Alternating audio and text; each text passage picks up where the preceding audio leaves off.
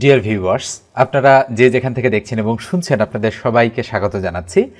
তো স্ক্রিনে যে অঙ্কটা আপনারা দেখতে পাচ্ছেন বলা হচ্ছে একটি খুঁটির দৈর্ঘ্য 20 মিটার, এর ছায়ার দৈর্ঘ্য কত মিটার হলে উন্নতি কোণ 45 ডিগ্রি হবে। 17তম বেসরকারি প্রভাষক নিবন্ধন পরীক্ষার এই অঙ্কটা দিয়ে আমরা আজকের আলোচনাটা শুরু করছি। তো এই ধরনের অঙ্ক কিন্তু নিবন্ধন পরীক্ষায় বিশেষত বেশি আসতে দেখা যায়। তো আমরা যদি এই অঙ্কটা সলিউশন করি তাহলে আমরা যেটা করব সেটা হচ্ছে প্রথমেই একটা খুঁটি নিয়ে আসার চেষ্টা করব। তো ধরেন এই হচ্ছে আমাদের একটা খুঁটি, ঠিক আছে। এই খুঁটির দৈর্ঘ্য কত? এই খুঁটির দৈর্ঘ্য বলা আছে, খুঁটিটা হচ্ছে 20 মিটার বা 20 মিটার। তো খুঁটির দৈর্ঘ্য 20 মিটার, এই পর্যন্ত আমরা আসলাম। বলছে এর ছায়ার দৈর্ঘ্য কত মিটার হলে, তাহলে খুঁটিটার ছায়া কি? তাহলে আমরা ধরে নিচ্ছে ছায়া তো ভূমিতেই পড়ে, তাই না? খুঁটির ছায়ার দৈর্ঘ্য হচ্ছে এটা। তাহলে ছায়ার দৈর্ঘ্য কত মিটার হলে, তাহলে আমরা কি ধরে নিলাম? ধরি ছায়ার দৈর্ঘ্য হচ্ছে এক্স মিটার। তাহলে আমরা উপরে একটু লিখলাম যে ধরি হচ্ছে আমাদের ছায়ার দৈর্ঘ্য হচ্ছে কত মিটার? এক্স মিটার, এটা আমরা ধরে নিলাম, ঠিক আছে। তো এবার আসেন, বলা হচ্ছে উন্নতি কোণ 45 ডিগ্রি হবে। তাহলে ছায়ার দৈর্ঘ্য কত মিটার হলে উন্নতি কোণ 45 ডিগ্রি হবে? তাহলে উন্নতি কোণ বলতে কোনটা বোঝাচ্ছে? এখান থেকে এই পর্যন্ত এটা বোঝাচ্ছে। এটা কি কোণ? উন্নতি কোণ। ওকে, তো আমি এটাকে একটু লাগিয়ে দিচ্ছি। তো এই যে কোণটা এটা হচ্ছে 45 ডিগ্রি। আমি সম্ভবত এই অঙ্কটা এর আগের ভিডিওটাতেও করে দিয়েছি, কিন্তু আরও একবার আমি করে দিচ্ছি অঙ্কটা। তাহলে খেয়াল করে দেখেন বিষয়টা কি দাঁড়াচ্ছে। তাহলে আমরা কি কি পেলাম এখান থেকে? আমরা লম্ব পেলাম বা উচ্চতা পেলাম, আর ভূমি পেলাম, ঠিক আছে, আর একটা কোণ পেলাম। তাহলে আমাদের হচ্ছে ছায়ার দৈর্ঘ্য অর্থাৎ এক্স এর মান যদি আমরা বের করতে পারি তাহলে আমরা হচ্ছে অঙ্কটা শেষ করতে পারবো। তাহলে আমরা এবার যেটা করব সেটা হচ্ছে আমরা লিখতে পারি যে যেহেতু লম্ব আর ভূমি আছে তো সেক্ষেত্রে আমরা ট্যান প্রয়োগ করব। তাহলে আমরা লিখতে পারি ট্যান থিটা ইকুয়াল টু লম্ব ভাগ হচ্ছে ভূমি। এই বিষয়টা মানে যেহেতু এখানে অতিভুজ নেই, লম্ব আর ভূমি আছে, তাই আমরা ট্যানের সূত্রটা প্রয়োগ করে দিতে পারি। তাহলে ট্যান কত ডিগ্রি? ট্যান হচ্ছে 45 ডিগ্রি। তাহলে ট্যান 45 ইকুয়াল টু কত? লম্ব কত? লম্ব হচ্ছে 20 মিটার, আর ভূমি এক্স মিটার ধরেছি, তাহলে ভূমি হচ্ছে এক্স। আচ্ছা বলেন তো ট্যান 45 ডিগ্রির মান কত? 1। তার মানে উপরে থাকলো 20, নিচে থাকলো এক্স। তাহলে 1-এর নিচে 1 আছে, 1 দ্বারা 20কে গুণ, আর 1 দ্বারা এক্সকে গুণ। তাহলে সুতরাং এক্স ইকুয়াল টু কত হচ্ছে? 20 আক্ষে 20, তাহলে 20 মিটার হচ্ছে। এটা কি? এটা হচ্ছে আমাদের অবশ্যই এই ছায়ার দৈর্ঘ্য। তাহলে ছায়ার দৈর্ঘ্য আমরা কত বের করলাম? 20 মিটার বের করে ফেললাম। তো এইভাবে এই ধরনের অঙ্কগুলো সলিউশন করতে হয়। তার মানে আমাদের সঠিক উত্তর হচ্ছে ক নম্বর অপশনটা। এরপর আমরা পরের অঙ্কে চলে যাচ্ছি। তো এরপর যে একটু বলি, যারা চ্যানেলে নতুন এখন পর্যন্ত সাবস্ক্রাইব করেননি অবশ্যই আপনারা সাবস্ক্রাইব করে দেবেন যদি আপনারা মনে করেন যে এই চ্যানেল থেকে কিছু জিনিস আপনারা শিখতে পারবেন। আর যারা ফেসবুক পেজ থেকে এই মুহূর্তে দেখছেন তারা অবশ্যই ফলো দিয়ে রাখবেন। এবার আমরা পরের অঙ্কটাতে চলে যাচ্ছি। মুনাফার হার শতকরা কত টাকা হলে যে কোনো আসল 8 বছরে মুনাফা আসলে 3 গুণ হবে? আমি কিন্তু বেশ কয়েকবার এই ধরনের অঙ্ক আপনাদেরকে করে দিয়েছি, তো তারপরেও আরও একবার বের করে দিচ্ছি আমি। তো খেয়াল করে দেখেন কি বের করতে বলেছে, যে কত বছরে। খেয়াল করে দেখেন বলা হচ্ছে মুনাফার হার শতকরা কত টাকা হলে, তার মানে মুনাফার হার আমাদেরকে বের করতে বলা হচ্ছে। আচ্ছা বলেন তো দেখি, মুনাফার হারকে আমরা কি দ্বারা প্রকাশ করি? নিঃসন্দেহে আর দ্বারা প্রকাশ করি। তার মানে আর ইকুয়াল টু হোয়াট, এটা আমাদেরকে বের করতে বলেছে। আর যেহেতু এটা সরল সুদের বা সরল মুনাফার অঙ্ক, তাই আমরা এখানে লিখতে পারি যে আমরা জানি, বলেন তো দেখি সরল সুদের সূত্রটা কি? সূত্র হচ্ছে আই ইকুয়াল PRN, এটা হচ্ছে সূত্র। যেখানে কোনটা বের করতে হবে? আর এর মানটা আমাদের বের করতে হবে। মনে রাখবেন যেখানে আর এর মান বসবে আর ভাগ 100 এভাবে বসে যাবে, যেহেতু এটা হার বলা আছে। হার মানে কি? প্রতিশতে, এই জন্য আর এর নিচে 100 বসবে। তো বিষয়টা এবার খেয়াল করেন, বলা হচ্ছে শতকরা মুনাফার হার শতকরা কত টাকা হলে যে কোনো আসল। আচ্ছা এই যে কোনো আসলের কথা বলা হচ্ছে, তার মানে আমরা কিন্তু ধরে নিতে পারি যে ধরি আমাদের আসল হচ্ছে 100 টাকা, এটা আমরা ধরে নিতে পারি। তাহলে 8 বছরে মুনাফা আসলে 3 গুণ। তাহলে বলেন তো দেখি মুনাফা আসলে কত টাকা হবে? 3 গুণ হওয়া মানে কি? 300 টাকা হওয়া। খেয়াল করে দেখেন 8 বছরে 3 গুণ হওয়া মানে কি? 100 টাকা 300 টাকা হওয়া। তাহলে বলেন তো দেখি সুদ বা মুনাফা আমরা কতটুকু পেয়েছি? কিন্তু 300 থেকে 100 বাদ দিলে 200 টাকা।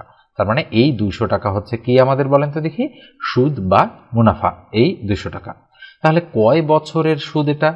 8 বছরের সুদ কত টাকা? 200 টাকা। এই 8 হচ্ছে এন এর মান, আর এই সুদ বা মুনাফা হচ্ছে আই এর মান।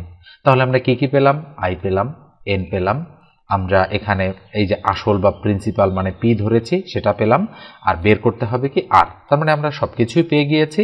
তাহলে আই হচ্ছে 200 ইকুয়াল পি হচ্ছে 100 ইন্টু আর মানে হচ্ছে আর ভাগ 100 ইন্টু এন এর মান হচ্ছে কত বলেন তো দেখি? 8 বা 8 বসাই দিলাম, 100 100 ক্রস করে দিলাম।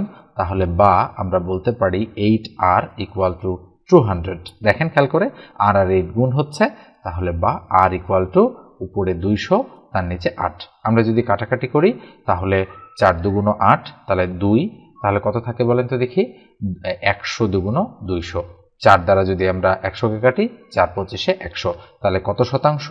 25%। তাহলে নিঃসন্দেহে সি যে অপশনটা আছে, অর্থাৎ 25 টাকা শতকরা যদি মুনাফার হার হয়, তাহলে 8 বছরে হচ্ছে যে কোনো আসল মুনাফা আসলে 3 গুণ হবে। তাহলে নিঃসন্দেহে বিষয়টা বুঝে ফেলেছেন। আমি আজকে কথাগুলো একটু আস্তে বলছি, একটু প্রবলেম রয়েছে সেই কারণে। তো আপনারা নিশ্চয়ই বুঝেছেন। কোথাও যদি বুঝতে প্রবলেম হয় অবশ্যই আপনারা কমেন্ট সেকশনে আমাকে কমেন্ট করে জানাবেন যে এই জায়গাটাতে প্রবলেম হচ্ছে। ঠিক আছে, এরপর আমরা পরের অঙ্কে চলে যাচ্ছি। স্ক্রিনের এই যে অঙ্কটা রয়েছে, এই অঙ্কটা দেখেন কি বলা হচ্ছে? 3টি ক্রমিক সংখ্যার যোগফল 33 হলে তাদের গুণফল হবে নিচে সম্ভাব্য 4টি উত্তর দেয়া রয়েছে। তাহলে আমরা কিভাবে এই অঙ্কটা সলিউশন করতে পারি? আচ্ছা বলেন তো দেখি, কয়টা ক্রমিক সংখ্যা? 3টা ক্রমিক সংখ্যা। ক্রমিক মানে কি? ক্রমিক মানে হচ্ছে প্রথমটা যদি 1 হয়, তারপর এটা 2, তারপর এটা 3, প্রথমটা যদি 5 হয়, তারপর এটা 6, তারপর এটা 7, অর্থাৎ একটার পর একটা, এটাকে বলা হয় ক্রমিক, যার ইংরেজি হচ্ছে কনজিকিউটিভ।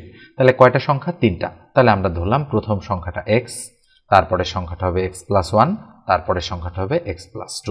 এই সংখ্যা 3টার যোগফল কত? 33। তাহলে আমরা বলতে পারি প্রশ্ন মতে x plus x+1 plus x+2 equal to 33। তাহলে খেয়াল করে দেখেন, আমরা সংখ্যা 3টা ধরে যোগফল বের করলাম। তাহলে বা কি দাঁড়াচ্ছে? x x x 3x plus 2 এর একে কত? 3 ইকুয়াল টু 33। তাহলে হচ্ছে বা 3x ইকুয়াল টু 33 থেকে 3 গেলে 30। সুতরাং x ইকুয়াল টু 30কে 3 দ্বারা ভাগ করলে কত? 10। তাহলে আমরা কি পেলাম বলেন তো দেখি? আমরা কিন্তু এখানে x এর মান পেলাম, x+1 বের করতে পারবো আর x+2 বের করতে পারবো। তাহলে কত কত বের করবো আমরা? x এর মান পেয়েছি আমরা 10, x+1 পেয়েছি আমরা 11, x+2 পেলাম আমরা কত? 12। তাহলে 10, 11, 12 হচ্ছে 3টা সংখ্যা। এবার তাদের গুণফল, তাদের মানে কাদের? 10, 11, 12। তাহলে আমরা কি বলতে পারি? 12 আর 10 যদি আমরা গুণ করি, 12 10 120, 120 দ্বারা 11কে গুণ।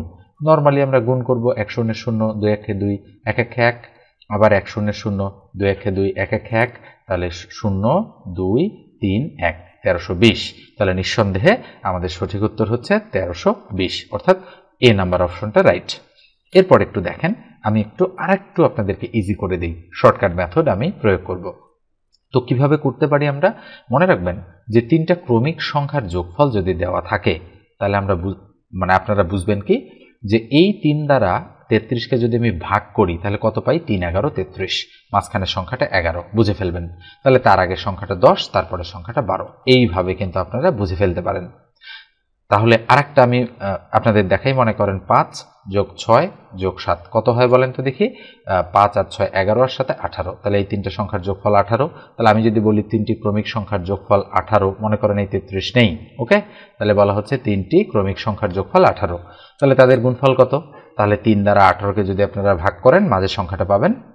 এরপর আপনাদের যেটা করতে হবে সেটা হচ্ছে, তাহলে তার আগেরটা হচ্ছে 5, তারপরেরটা হচ্ছে 7। তাহলে 5 6 7 যেহেতু সংখ্যাগুলো ক্রমিক, তাহলে নিঃসন্দেহে আপনারা বুঝতে পেরেছেন যে আমি কি বলতে চাচ্ছি। যদি এটা বুঝে থাকেন তাহলে আরেকটু তাড়াতাড়ি অঙ্কটা আপনারা সলিউশন করতে পারবেন। তো এরপর যে একটু বলি, যারা চ্যানেলে নতুন, এখন পর্যন্ত সাবস্ক্রাইব করেননি, যদি মনে হয় যে সাবস্ক্রাইব করা প্রয়োজন, অঙ্কগুলো আপনাদের ভালো লাগে এবং আপনারা আরও ভিডিও দেখতে চান আমার, তাহলে অবশ্যই সাবস্ক্রাইব করে রাখবেন। আর ফেসবুক পেজ থেকে দেখে থাকলে ফলো দিয়ে রাখবেন। আর অবশ্যই ভিডিওটাতে আপনারা লাইক দিতে ভুলবেন না। এবার আমি পরের অঙ্কে চলে যাচ্ছি।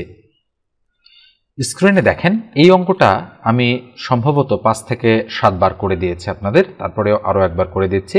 আমি যে প্রশ্নটা সলিউশন করাচ্ছি এটা হচ্ছে 2023 সালের নভেম্বর ডিসেম্বরে অনুষ্ঠিত হওয়া একটা গুরুত্বপূর্ণ চাকরির পরীক্ষার প্রশ্ন, সেখান থেকে আমি অঙ্কগুলো নিচ্ছি। তো খেয়াল করে দেখেন, বলা হচ্ছে 36 সংখ্যাটির মোট ভাজক কতগুলো আছে সেটা বের করতে হবে। বের করার বুদ্ধি কি? 36কে লসাগু করতে হবে, তাহলে 2, 18 দুগুণ 36, আবার 2, 9 দুগুণ 18, আবার 3, 3 তিরিখা 9, তাহলে 2 এর উপরে স্কোয়ার ইন্টু 3 এর উপরে স্কোয়ার, তাহলে কত পেলাম? 2টা 2 আর মানে 2টা 3, তাই না? তাহলে পাওয়ার কত বলেন তো দেখি? 2। 2 এর সাথে আপনারা মনে মনে 1 যোগ করবেন, তাহলে 2 এর সাথে 1 যোগ, এই 2 এর সাথেও 1 যোগ, অর্থাৎ পাওয়ারের সাথে 1 যোগ করে এই দুটো সংখ্যা যদি আপনারা গুণ করে দেন পাওয়ারে, তাহলে যা হবে সেটাই ফলাফল। তাহলে 2 এর একে 3 আর 2 এর একে 3, 3 তিরিখা 9, তার মানে কয়টা আছে ভাজক? 9টা। আসলে ভাজক মানে কি? ভাজক মানে হচ্ছে এই যে 36 সংখ্যাটা আছে, এই 36 সংখ্যাটাকে কি কি দ্বারা ভাগ করা যায় সেটাকে আমরা বলি ভাজক। তাহলে 36কে কি কি দ্বারা ভাগ করা যায় বলেন তো দেখি? 1 দ্বারা যায়, 2 দ্বারা যায় 18 দুগুণ 36, 3 দ্বারা যায় 3 12 36, 4 দ্বারা যায় 4 নং 36, 6 দ্বারা যায় 6 6 36, 9 দ্বারা যায় 4 নং 36, 12 দ্বারা যায় 3 12 36, এরপরে 18 দ্বারা যায় 18 দুগুণ 36, এরপর 36 দ্বারা যায় 36 দ্বারা যায় 36 একে 36। তাহলে কয়টা হলো? 1টা, 2টা, 3টা, 4টা, 5টা, 6টা, 7টা, 8টা, 9টা। তার মানে 36 এর মোট ভাজক বা যে সংখ্যাগুলো দিয়ে ভাগ করা যায় 36কে, এগুলোকে সাধারণত আমরা উৎপাদকও বলে থাকি। 36 উৎপাদক কয়টা? মোট 9টা উৎপাদক বা 9টা ভাজক রয়েছে। ঠিক আছে, এরপর আমরা পরের অঙ্কে চলে যাচ্ছি। স্ক্রিনের এই যে অঙ্কটা রয়েছে, এই অঙ্কটা দেখেন কি বলা হচ্ছে? 3, 6, 11, 18, 27 এর পরের সংখ্যাটি কত? তো এই ধরনের অঙ্ক চাকরির পরীক্ষায় আসতে দেখেন নিশ্চয়ই আপনারা কি করবেন? জাস্ট আপনারা ডিফারেন্সগুলো বোঝার চেষ্টা করবেন, অথবা কত গুণ করে বা কত ভাগ করে বৃদ্ধি বা হ্রাস পাচ্ছে সেটা বোঝার চেষ্টা করবেন। তাহলে 3 এর পরে 6, 3 বৃদ্ধি পাচ্ছে, 6 এর পরে 11, 5 বৃদ্ধি পাচ্ছে, 11 এর পরে 18, 7 বৃদ্ধি পাচ্ছে, 18 এর পরে 27, 9 বৃদ্ধি পাচ্ছে। তাহলে বৃদ্ধির বিষয়টা দেখেন, 3, 5, 7, 9 এরপরে কত বৃদ্ধি পাবে? 11 বৃদ্ধি পাবে। তাহলে 27 আর 11 কত হয়?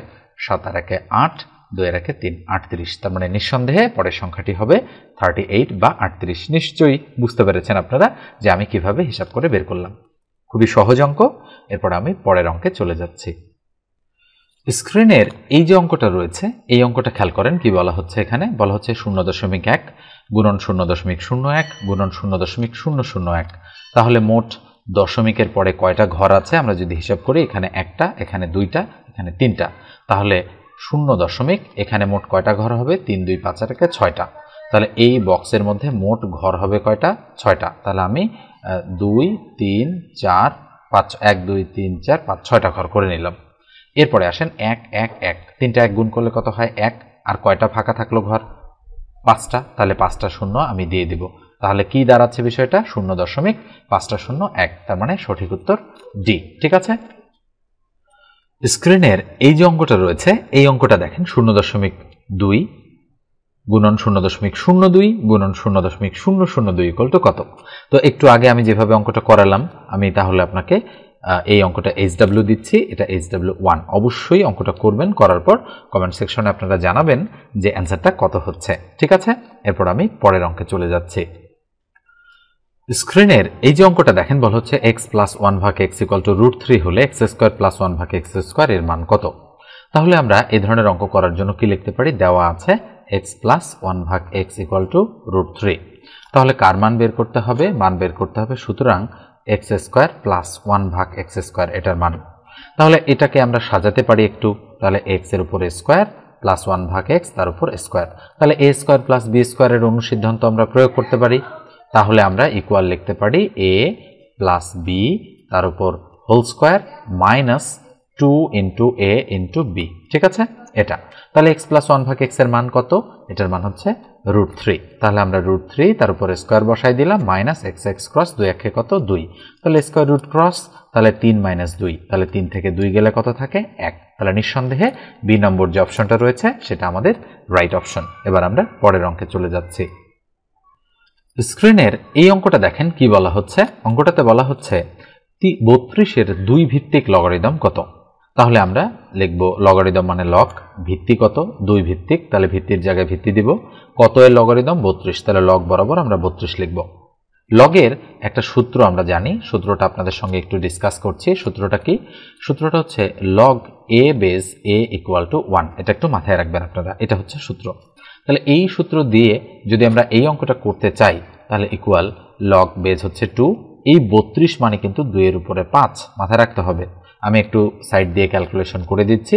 16 দুগুণ 32, 8 দুগুণ 16, 4 দুগুণ 8, 2 দুগুণ 4, তাহলে 1 2 3 4 5, তাহলে 5টা 2, এই জন্য 2 টু দি পাওয়ার 5। আর এই যে অংশটুকু, এই অংশটুকু মানে কত বলেন তো দেখি? 1। তাহলে এই 5 কিন্তু সামনে চলে যাচ্ছে, তাহলে আমরা এইভাবে লিখতে পারি 5 লগ 2 বেস 2। এইটুকু মানে যেহেতু 1, তার মানে আমরা বলতে পারি 5 ইন্টু 1 ইকুয়াল টু 5 হচ্ছে অ্যান্সার। তাহলে অ্যান্সারটা অবশ্যই সি নম্বরটা। এবার আমরা পরেরটাতে চলে যাব। স্ক্রিনের এই যে অঙ্কটা দেখেন কি বলা হচ্ছে, 4x² প্লাস 9y² এর সাথে কত যোগ করলে যোগফল পূর্ণবর্গ রাশি হবে। খুবই সহজ একটা অঙ্ক এটা। তাহলে আমরা যদি এখানে একটু ক্যালকুলেশন করি, 4x² প্লাস 9y² এর সাথে কি বলা হচ্ছে, কত যোগ করলে, অর্থাৎ এখানে কত হলে এই রাশিটা পূর্ণবর্গ রাশি হবে। তো আমরা যেটা করব, এখানে এই 4x² কে আমরা কি করব, 2x তার উপর হোল স্কোয়ার অর্থাৎ a স্কোয়ার বানানোর চেষ্টা করব, প্লাস এই 9y² কে আমরা কি করব, প্লাস 3y তার উপর হোল স্কোয়ার দিয়ে b স্কোয়ার বানানোর চেষ্টা করব। তো মনে রাখেন, কোনো একটা সংখ্যা যদি পূর্ণবর্গ হয়, যেমন 25 একটা পূর্ণবর্গ সংখ্যা, কেননা 25 মানে হচ্ছে 5 এর উপরে স্কোয়ার। এরপরে 49 একটা পূর্ণবর্গ সংখ্যা, 7 এর উপরে স্কোয়ার মানে 49। কিন্তু কোনো রাশি যখন পূর্ণবর্গ হয় তখন সেটা হয় a plus b whole square a আদলে হয়, অথবা a minus b whole square a আদলে হয়। a প্লাস বি হোল স্কোয়ারের মূল সূত্রটা কি আপনারা নিশ্চয়ই জানেন, a square plus 2ab plus b square. তাহলে এটা অথবা a মাইনাস বি, যেহেতু এটা প্লাসের সূত্র সেক্ষেত্রে আমরা করব কি, সূত্রের 2 ইন্টু a বলতে 2x ইন্টু b বলতে হচ্ছে 3y, এই বিষয়টা এখানে বসাই দিব। আচ্ছা বলেন তো দেখি, এখানে আমি একটু অন্য কালার দিয়ে দেখাচ্ছি। এখানে এই 2x তার উপর হোল স্কোয়ার মানে 4x², এই 3y তার উপর হোল স্কোয়ার মানে কি, মানে হচ্ছে 9y²। আর এই যে দেখেন এইখানে যে জিনিসটা রয়েছে এটা কিন্তু এই লাইনে ছিল না, তাহলে এটা কি বলেন তো?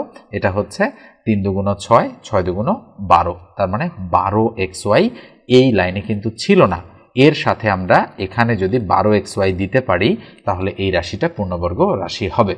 তো সেক্ষেত্রে আমাদের সঠিক উত্তর হচ্ছে 12xy, এবং এই যে লাইনটা আছে আমাদের, এই লাইনটাকে কিন্তু আমরা ইকুয়াল লিখতে পারি 2x প্লাস 3y তার উপর হোল স্কোয়ার। খেয়াল করে দেখেন, a plus b whole square এই আদলে কিন্তু এটা হয়ে গিয়েছে। এই জন্য আমরা বলতে পারি 4x² প্লাস 9y² এর সাথে 12xy যোগ করলে যোগফল পূর্ণবর্গ রাশি হবে। এরপর আমরা পরের অঙ্কে চলে যাচ্ছি। স্ক্রিনের এই যে অঙ্কটা রয়েছে, এই অঙ্কটা দেখেন কি বলা হচ্ছে, আদ্রিতবাবু একটি ঘড়ি 10% ক্ষতিতে বিক্রয় করলো। যদি বিক্রয় মূল্য 45 টাকা বেশি হতো তাহলে 5% লাভ হতো। ঘড়িটির ক্রয় মূল্য কত? তো যেহেতু এটা পার্সেন্টেজ বা শতকরার অঙ্ক, সেক্ষেত্রে আমরা ঘড়িটির ক্রয় মূল্য 100% ধরে নিতে পারি। তাহলে 100% ধরে নিলে আমাদের অঙ্কটা অনেক ইজি হয়ে যাবে। তাহলে কি বলা হচ্ছে বলেন তো দেখি, এখানে বলা হচ্ছে যে একটি ঘড়ি 10% ক্ষতিতে বিক্রয় করা হয়েছে। যদি বিক্রয় মূল্য 45 টাকা বেশি হতো তাহলে তার সেই ক্ষতি পুষিয়ে 5% লাভ হতো। তার মানে এই 45 টাকা মানে 10 আর 5 15%-এর ভ্যালু। তাহলে আমরা বলতে পারি যে 15% ইকুয়াল টু 45। তাহলে খেয়াল করে দেখেন, এই 45 টাকা হচ্ছে আমাদের এই 15%-এর মূল্য। তো এই বিষয়টা যদি আপনি বুঝতে পারেন তাহলে কিন্তু অনায়াসেই আপনি অঙ্কটা করে ফেলতে পারবেন। তাহলে 1% মানে কত? কমে যাবে, তার মানে 45 ভাগ 15। তাহলে এক্ষেত্রে 100% মানে কত? 100% মানে হচ্ছে এবার 45 গুণন 100 ভাগ হচ্ছে 15। কাটাকাটি করলে 3 15 45, 3 দ্বারা 100কে গুণ করলে কত হবে? 300। তাহলে নিঃসন্দেহে এই ঘড়িটির ক্রয় মূল্য হবে কত টাকা বলেন তো দেখি? 300 টাকা। এই হচ্ছে আমাদের আজকের আলোচনা। তো অবশ্যই হচ্ছে ভিডিওটা কেমন লাগলো সেটা লিখে জানাবেন, আর সাবস্ক্রাইব না করে থাকলে সাবস্ক্রাইব করে দিবেন। ফেসবুক পেজ থেকে ভিডিওটা যদি দেখে থাকেন তাহলে অবশ্যই পেজটা ফলো দিয়ে রাখবেন। ধন্যবাদ সবাইকে।